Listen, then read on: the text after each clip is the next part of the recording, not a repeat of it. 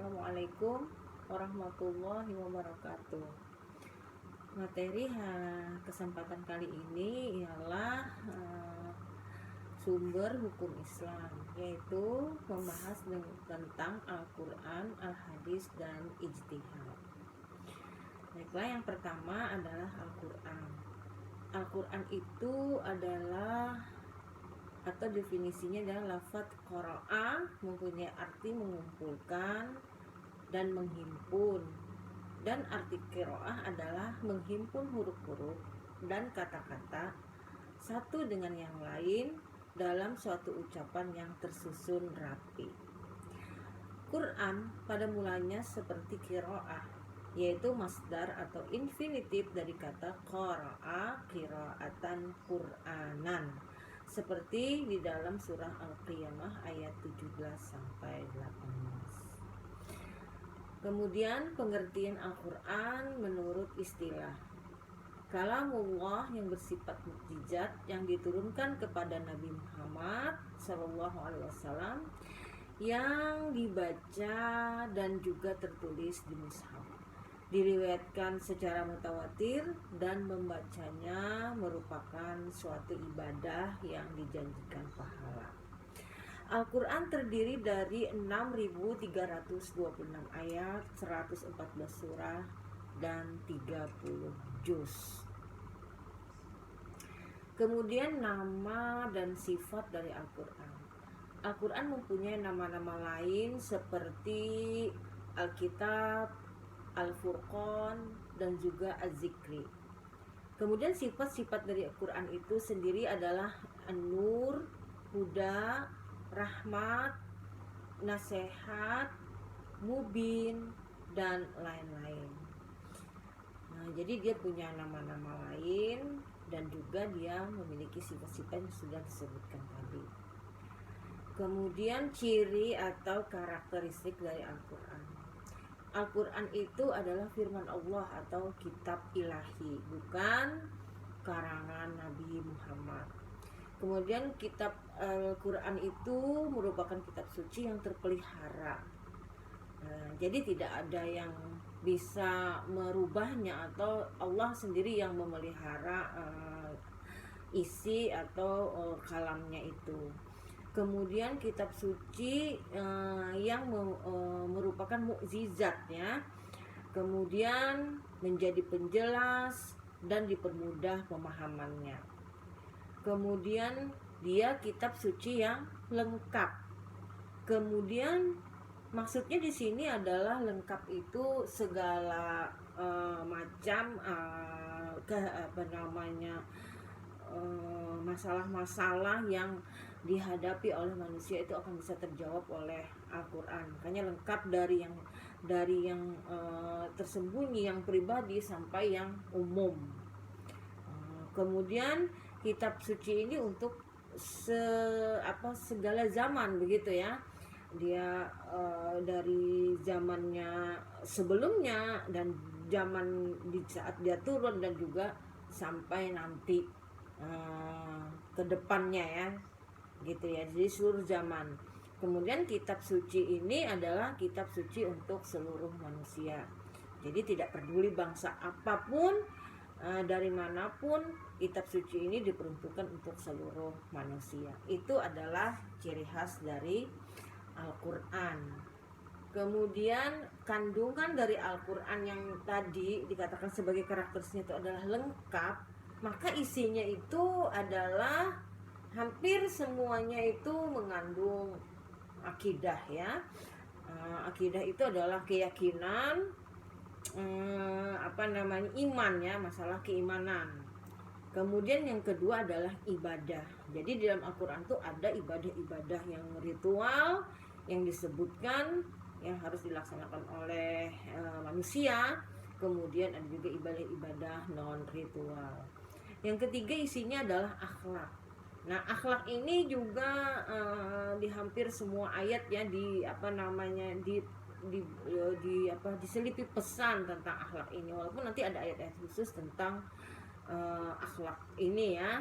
Kemudian isinya juga ada hukum. Nah, di sini ada hukum ya bermacam-macam, termasuk di dalamnya hukum ibadah sendiri, kemudian ada hukum tentang apa ya, ibadah, kemudian muamalah begitu ya. Kemudian hukum, mungkin ada apa namanya, siasa tentang politik, ada hukum tentang jinayah misalnya pidana, dan hukum-hukum yang lainnya. Kemudian di dalamnya juga ada tentang peringatan. Tentu saja di dalam itu apa namanya, kan ada akidah, tentu saja di sini juga ada peringatan tentang apa namanya, ancaman-ancaman begitu ya. Bahwasanya di hari kemudian kita harus mempertanggungjawabkan apa yang kita lakukan di dunia ini. Kemudian ada juga tentang sejarah. Jadi di dalam Al-Quran itu memuat tentang sejarah-sejarah, apalagi tentang sejarah umat-umat yang terdahulu dan juga para nabi yang 25 yang wajib dipercayai oleh umat Islam. Kemudian ada juga tentang tadabur ya, berpikir, motivasi untuk berpikir. Kemudian tentang berita masa depan, yaitu yang tadi tentang akhirat, juga tentang hari kiamat.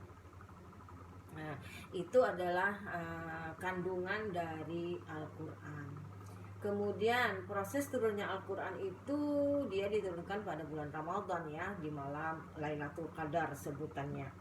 Kemudian Al-Quran itu diturunkan secara berangsur-angsur. Maksudnya di sini tidak sekaligus ya, berangsur-angsur dari Nabi Muhammad diangkat menjadi seorang rasul sampai beliau meninggal dunia, itu selama 22 tahun 2 bulan 22 hari.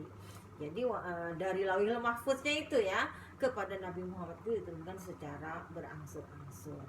Kemudian ayat yang pertama turun itu adalah surah Al-Alaq ayat 1 sampai 5, dan ayat yang terakhir adalah surah Al-Maidah ayat 3.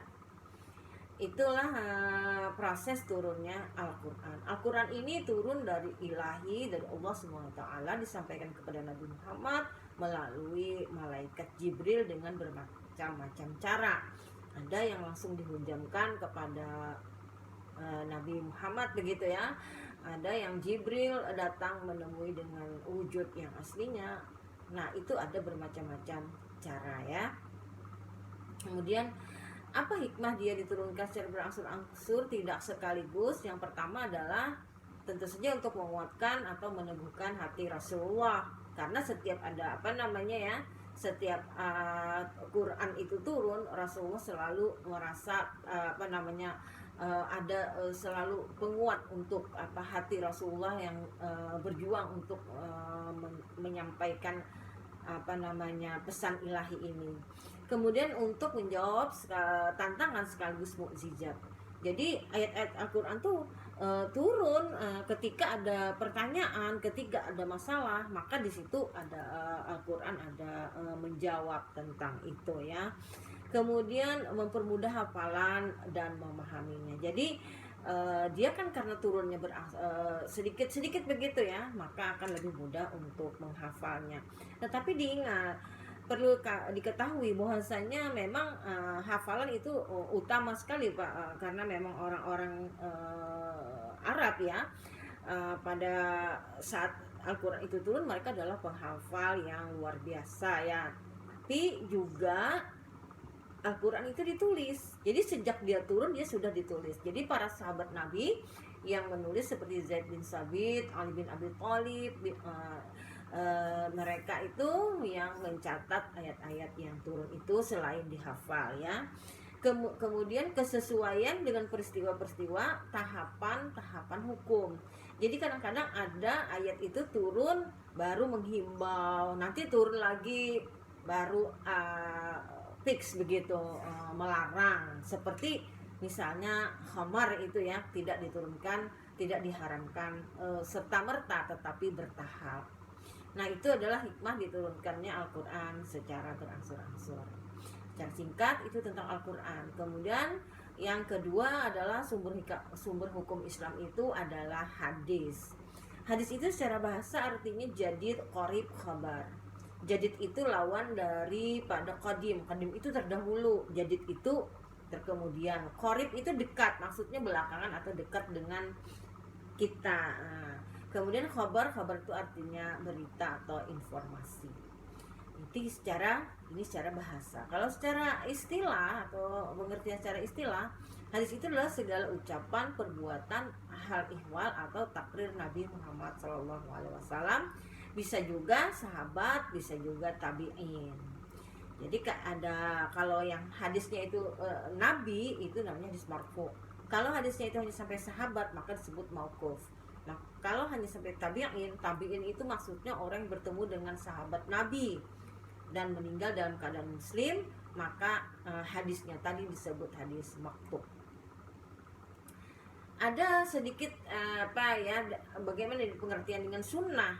Nah, secara bahasa sunnah itu yang dijalani. Secara istilah itu juga apa-apa yang disandarkan kepada Nabi, baik perkataan, perbuatan, takrir, sifat, jalan hidup, dari sejak beliau belum diangkat menjadi rasul sampai sesudah menjadi rasul. Itu disebut sunnah ya, bukan di sini disebut jalan hidup, bukan dalam pengertian hukum. Jadi di sini memang ada yang menyamakannya sunnah itu dengan hadis, tapi ada juga yang membedakannya. Tapi ini panjang lebar sebenarnya pembicaraannya. Ini hanya diambil secara singkat saja pengertian hadis dan sunnah. Memang beberapa disiplin ilmu ya, misalnya ahli ilmu kalam, ahli ilmu fikih, itu mereka berbeda-beda dalam memberikan pengertian al-hadis dan sunnah ini.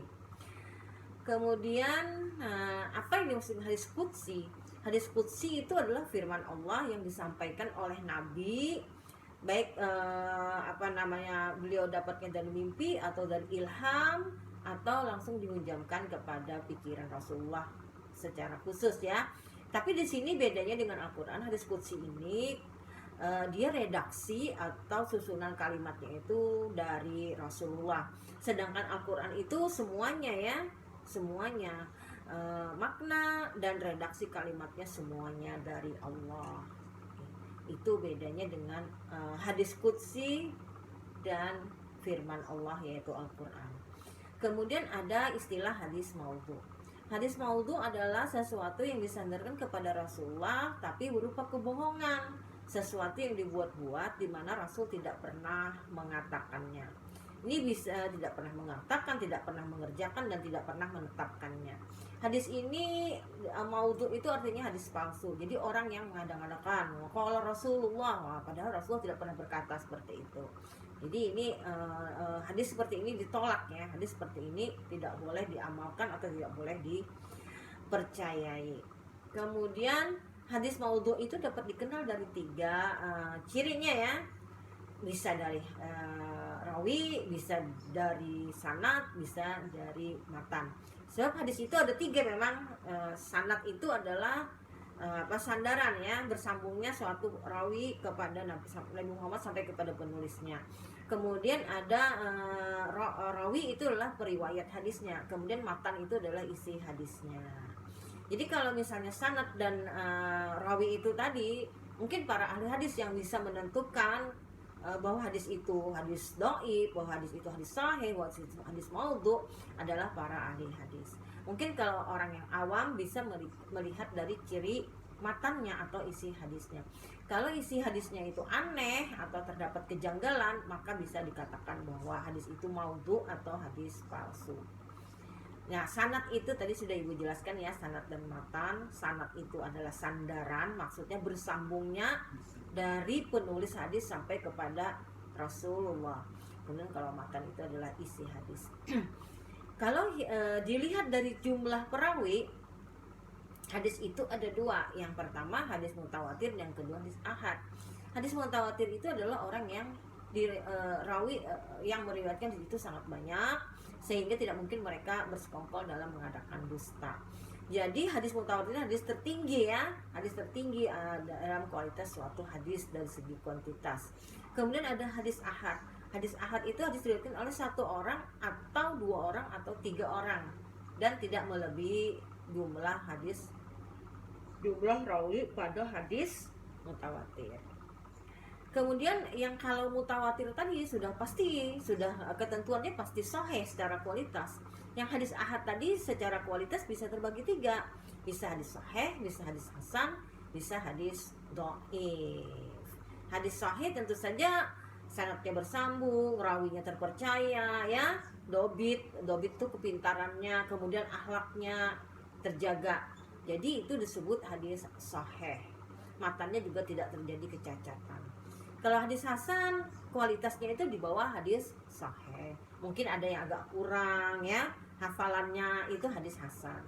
Kalau hadis dhaif itu di bawah lagi dan tidak memenuhi persyaratan hadis sahih ataupun hadis hasan. Misalnya ada yang sanadnya itu tidak bersambung. Jadi dari penulis langsung kepada tabi'in, atau dari tabi'in langsung kepada nabi, tidak menemui sahabat dulu. Nah, itu sudah dikatakan hadis dhaif. Hadis-hadis itu banyak sekali nama-namanya, baik dari segi sanad maupun dari segi rawi.